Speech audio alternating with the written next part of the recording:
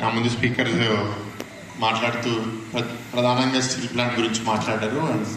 అక్కడ రిజర్వేషన్స్ ద్వారా మా అందరికి కూడా అక్కడ ఉద్యోగాలు వచ్చినాయి. అండ్ ఆ భవిష్యత్తు కూడా ఇక్కడ అందరం కోల్పోతాం, స్టీల్ ప్లాంట్కి వెళ్ళిపోతాం. జస్ట్ కపుల్ ఆఫ్ పాయింట్స్ అండి. దీని మీద ఆల్రెడీ చాలాసార్లు మాట్లాడాను, బట్ మళ్ళీ మేము ముందు పెడదాం అనుకుంటున్నాను. ఇప్పుడు ఈ 5 సంవత్సరాలు వైసీపీ 22 ఎంపీలు ఉన్నారు. ఇందాక కూడా నా ముందు మాడుతూ చెప్పారు, ప్లకార్డులు కూడా వాళ్ళు పెట్టలేదు అని. అనేక సందర్భాల్లో ప్రధానమంత్రిని, ఇతర మంత్రులను కలిశారు. ఏ ఒక్క నాడన్నా ఇది మా ఎజెండా, ఈ మీటింగ్ కోసం అని బయట చెప్పలేదు. ఇక్కడి నుంచి యూనియన్ లీడర్స్ని కూడా అక్కడికి వెళ్ళి స్టీల్ మినిస్టర్ని లేకపోతే ఏ మినిస్టర్ అయినా సరే ముఖ్యమంత్రి తీసుకెళ్ళారా? మీరు చూసారు ఎక్కడైనా? వాళ్ళ కమిట్మెంట్ అది. అండ్ ప్రైవేటీకరణ అవుతుంది అంటే పట్టు ఉడుపులు ఉండాలి. అది అయిపోతుంది, మా చేతిలో ఏముంది? బీజేపీకి మెజారిటీ గవర్నమెంట్ ఉంది. మరి బీజేపీకి 14 నుంచి 19లో కూడా మెజారిటీ గవర్నమెంట్ ఉంది. అప్పటికి ఇప్పటికీ బీజేపీ మెజారిటీ సంఖ్య పెరిగి ఉండొచ్చు, కానీ పరిస్థితి ఏమీ పెరగలే. మరి అప్పుడు మాకు 20 ఎంపీలు ఇస్తే మెడల్ ఉంచుతాం, ఎన్ని చేస్తా అన్నారు కదా, మరి ఏం చేస్తున్నారు?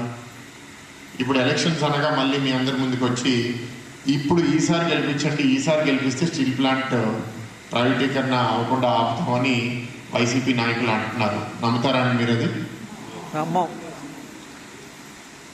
ఎందుకంటే మీరు ఈ 5 సంవత్సరాల్లో ఇప్పుడు స్టీల్ ప్లాంట్ ప్రైవేటీకరణ అనేది గతంలో కూడా ఇష్యూ వచ్చింది. మా ట్రాక్ రికార్డ్ ఏంటంటే 2002లో అప్పుడు మనం గవర్నమెంట్ నొప్పించి కొంత అప్పుని ఎక్విటీగా మార్పించి ప్రైవేటీకరణ అవ్వకుండా 2002లో ఆపాం. అది తెలుగుదేశం ప్రభుత్వం ట్రాక్ రికార్డు. అది బీజేపీతో అప్పుడు కూడా పొత్తులోనే ఉన్నాము, మరి అప్పుడు సాధించాం కదా. సో ఇవాళ ఏంటి, భవిష్యత్తులో మీరు 100% గ్యారంటీ ఇస్తారా అంటే 99.9% గ్యారంటీ ఇస్తాను. సో ఆ 0.1% నేను ఎందుకు ఇవ్వలేనంటే రేపు పరిస్థితులు ఎట్లా ఉంటాయో ఇవన్నీ మనం 100% చెప్పలేము. బట్ 99.9% ఏంటంటే చంద్రబాబు నాయుడు గారు చెప్పారు గాజువాకు వచ్చినప్పుడు, నేను చెప్పాను ఆయన ముందు, మా కమిట్మెంట్లో మార్పు లేదు. నా ప్రాంతంలో కూడా ప్రైవేటీకరణ అవ్వకుండా ఆపుతామని ఆల్రెడీ చెప్పేస్తున్నాను. సో దీంట్లో మార్పు లేదు. ప్రధానమంత్రి ముందు మాట్లాడాలన్నారు. మొన్న రాజ్నాథ్ సింగ్ గారు వచ్చారు సిటీకి. రాజ్నాథ్ సింగ్ గారు ముందు కూడా నేను స్పీచ్ ఇచ్చాను. ఆ స్పీచ్లో కూడా రాజ్నాథ్ సింగ్ గారి ముందే చెప్పాను, స్టీల్ ప్లాంట్ ఇక్కడ ప్రైవేటీకరణ అవ్వకూడదండి. ఇవాళ ఎలక్షన్స్లో వాళ్ళు స్పందించిపోయినా రేపు ప్రభుత్వం వచ్చిన తర్వాత మనకి సంఖ్య ఉంటుంది కాబట్టి తప్పకుండా దాని మీద మాట్లాడచ్చు. ఈ రాష్ట్రంలో మనం కోఆపరేట్ చేయము, అది ప్రైవేటీకరణ అవుతుంటే కోఆపరేట్ చేయము. సేలం స్టీల్ ప్లాంట్ అవ్వకుండా తమిళనాడులో ఎట్లా ఆపారో మేము కూడా ఇక్కడ ఆపుతాము అని చెప్తే కేంద్ర ప్రభుత్వం ముందుకెట్లా వెళ్తుంది? ఇంకోటి ఏంటంటే ఇది ప్రైవేటీకరణ ఒకటే ఇష్యూ కాదు కదా. ఇప్పుడు ఏంటంటే మీరు సేల్లో మర్జ్ చేయండి అని చెప్పొచ్చు కదా. మీరు సేల్లో మర్జ్ చేయండి, అప్పుడు సేల్లో ఉన్న క్యాపిటల్ ఐరన్ ఓర్ మైన్స్ కూడా అందుబాటులో వస్తాయి, ఆధార్ కూడా తీసుకెళ్ళచ్చు. ఫస్ట్ అసలు కమిట్మెంట్ అనేది ఉండి కష్టపడి పనిచేయాలి. ఈ ప్రభుత్వం ఏంటంటే పూర్తిగా వదిలేసింది. ఎస్, కేంద్ర ప్రభుత్వం స్టాండ్స్ ఏంటంటే మేము పబ్లిక్ సెక్టర్ అండర్టేకింగ్స్ని ప్రైవేటీకరణ చేస్తున్నాం.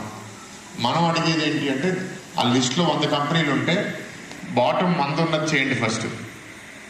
స్టీల్ ప్లాంట్ లాభాల్లో నడిచేది ఇప్పుడు ప్రస్తుతం ఇబ్బందులు మీరు క్రియేట్ చేయడం వల్ల అది అలా లాభాలు లేవని చూపిస్తున్నారు తప్ప శాశ్వతంగా అది గత 10-15 ఏళ్ళు చూస్తే ఎక్కువ వరకు ప్రాఫిట్లోనే ఉంది. సో అందుకే మనం ఇది చేయకూడదు, ఇంకోటి చేయాలి. అండ్ మీకు ఏదైనా నిబంధనలు ఉన్నాయా, ఇంత ప్రొడక్షన్ రావాలి, ఇంత ఇది కావాలి, అప్పుడు మేము కూడా ఇస్తాం. మీరు ఇది రా మెటీరియల్ ఇదంతా అందేటట్టు చూడండి. ఇప్పుడు గంగవరం పోర్ట్ అక్కడ స్ట్రైక్ వల్ల అది కోప్ జరగట్లేదు, ఇంకా చాలా ఇబ్బంది పడుతుంది ప్లాంట్. ఈ అందుబాటులో తీసుకుని రావడానికి మనం తీసుకొచ్చి దాంతో నడిపిన తర్వాత ప్రాఫిట్లో లేకపోతే అప్పుడు చెప్పండి. ఈ ఏవి ఇవ్వక మీరు చేతులు కట్టేసి పరిగెట్టమంటే ఎట్లా పరిగెత్తారు? సో ఆ ఇబ్బంది ఉంది, దాని మీద తప్పకుండా టేకప్ చేస్తాము. వాళ్ళని నమ్మిస్తాము అనేది కూడా, లేకపోతే మర్జర్ అవనివ్వండి లేకపోతే ప్రైవేటీకరణ ఆపడం అనేది రెండింటిలో ఒకటి సాధిస్తామనే నమ్మకం అయితే నాకైతే ఉంది. సో ఇవాళ ప్రజలు తీర్పు ఇవ్వాలి. తీర్పు ఏంటి అంటే 5 సంవత్సరాలు వైసీపీ పాలన చూశారు. వైసీపీ పాలన చూసిన తర్వాత ఇది ప్రధానమైన సమస్య అని మీరు భావిస్తున్నారు, కానీ భావిస్తున్నారు అంటే అది ఓటు రూపంలో కూడా మీరు చూపించాలి. ఈ 5 సంవత్సరాలు వైసీపీ పాలన వల్ల వాళ్ళు దీని మీద ఎంత జెన్యున్గా పోరాడారు, వీళ్ళకి దీని మీద ఉన్న కమిట్మెంట్ ఏంటి అని మీరు ఓటు రూపంలో చూపిస్తేనే రేపు నేను బలంగా వెళ్ళి అక్కడ నేను ఆర్గ్యూ చేయగలుగుతా. ఇక్కడ కానీ ఓటు రూపంలో చూపించకుండా సెంటిమెంట్ ఉంది అంటే అక్కడ నమ్మరు.